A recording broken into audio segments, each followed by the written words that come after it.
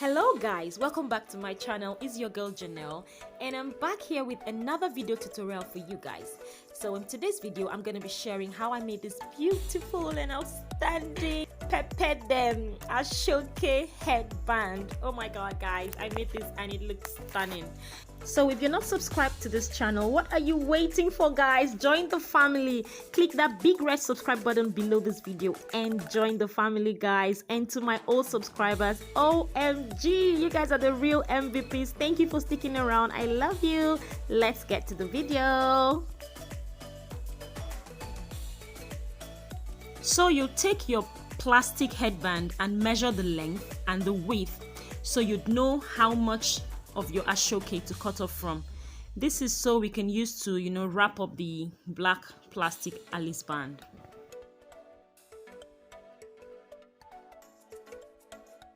When you're done cutting the piece that you need, you divide it into two and make use of 1/2 to cover the plastic headband.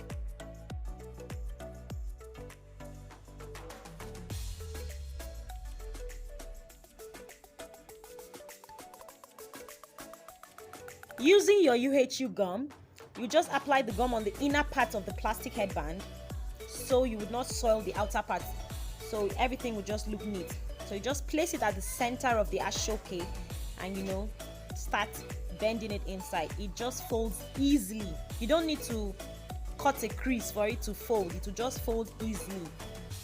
After that, you take your ribbon and then you use it to line the open part of the inner part of the plastic band. There's a disclaimer here guys, when you're doing yours, please don't make use of satin ribbon. Yes, I know you want to protect your hair, but satin ribbon will actually make the headband fall off your hair very easily, because satin is silky and smooth. So when I wore it to church that day, like anytime I was just dancing, the headband was just falling off my hair. So you can make use of any velvet ribbon or any other ribbon from your tailor shop. Please kindly excuse the extra hands you see in the background guys. Brie was just everywhere. I mean everywhere.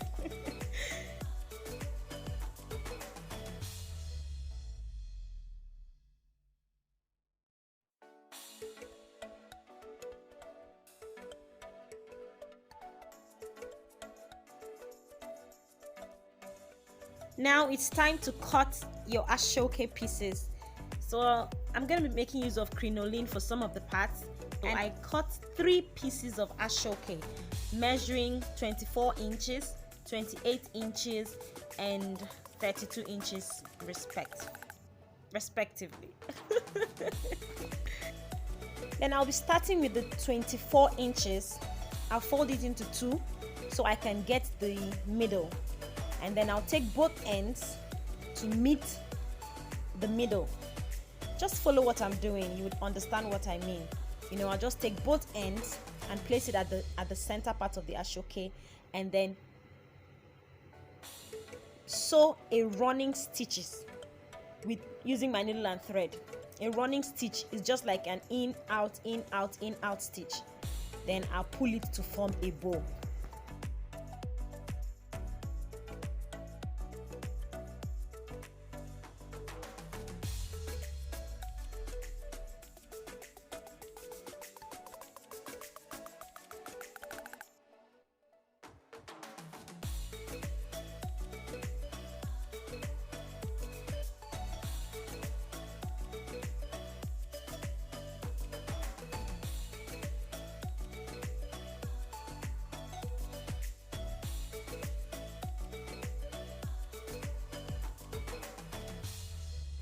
So for the 28 inches, I'm going to be adding crinoline to it. And I'll first of all place the crinoline without cutting it, because the crinoline shy is not easy, my sister and my brothers. So you get the center of the Asooke and place the beginning part in the beginning part of the crinoline, just like you see me do. Then you take the first part and take it to the middle and make your running stitch. Then you do same with the second side. That way the Asooke and the crinoline would be of the same measurement, like one will not be bigger than one. But if you cut the crinoline the same way with the asoke, you find out that when you want to sew, it won't be equal anymore, because you know the crinoline is kind of, you know. And oh my god, I was so focused on my work, I didn't even know my baby had spilled her juice on it. So I had to change the asoke for that, so please forgive me. So just follow the video, it's very, very self-explanatory.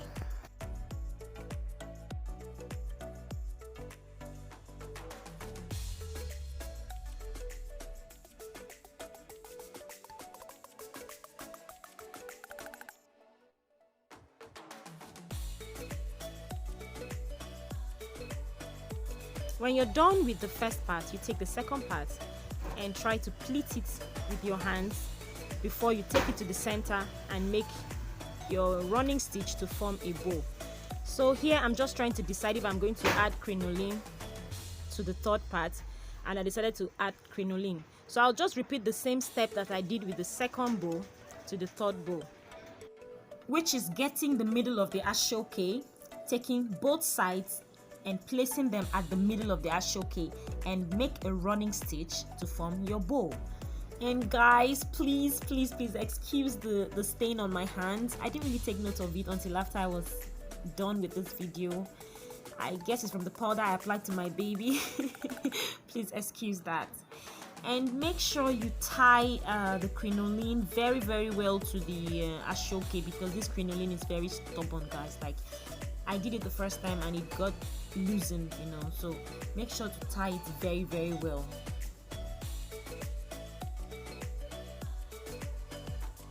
So right now I'm going to be joining the 3 bows together, starting with the first one without the crinoline, and I'm going to use my hot glue gun for that.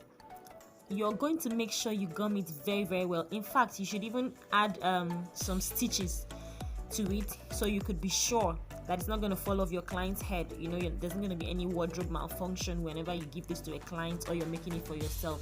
So in addition to the hot glue gun, make sure to use a thread and needle. So I'm just attaching it right now, as you can see. And yes, if you've watched up to here and you're still not subscribed to my channel, please click that big red subscribe button below this video. Right below this video, see a big red subscribe button, and click on the notification bell too, so you get notified whenever I have a new video. So right now, in order to form, like, give myself that like butterfly shape or that arc, I'm going to be using a thread and needle to sew it to join both ends together. But before that, I forgot I did not attach the trimmings. So I'm going to measure where I'm going to attach the bow to my plastic headband. So you take your tape again and measure so you could get the middle of the bow, and then you're going to be placing your headband at 1.5 inch from the middle, either on the right side or the left side. So you get the middle and you just count 1.5. You can even place it on 1 inch or 2 inches depending on how you prefer, you know. So you place it. So I'm going to place mine like 1.5 inch from the middle on the left hand side. So I'm just going to use my pin to give a mark there. Then I'll use my hot glue gun again and make sure it stays very, very well.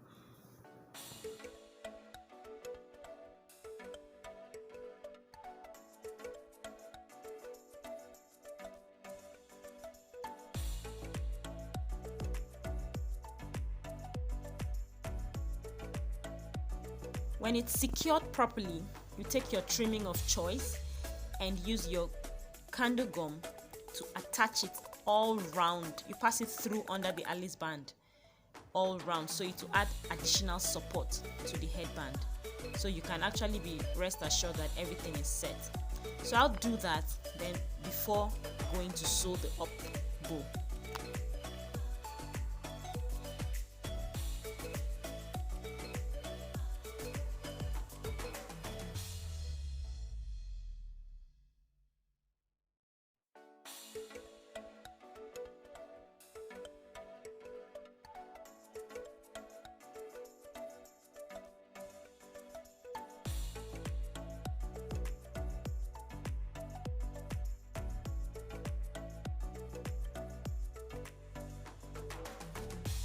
After I'm done with the trimming, I'll go ahead to, you know, sew the last asoke together, just like you see me do here.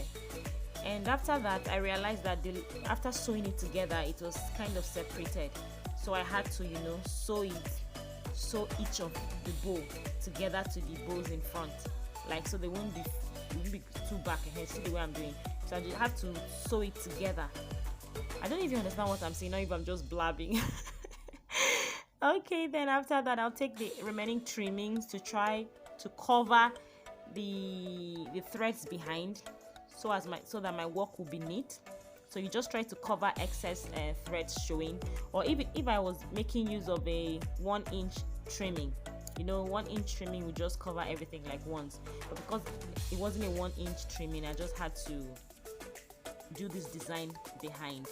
And voila, this exaggerated asoke bow is ready. Oh my god. And as you can see, this was how I rocked it to church and everybody loved it. Thank you all for sticking around with me. Thank you for watching this video tutorial. I love you all. See you all in my next video. Mwah, mwah, mwah.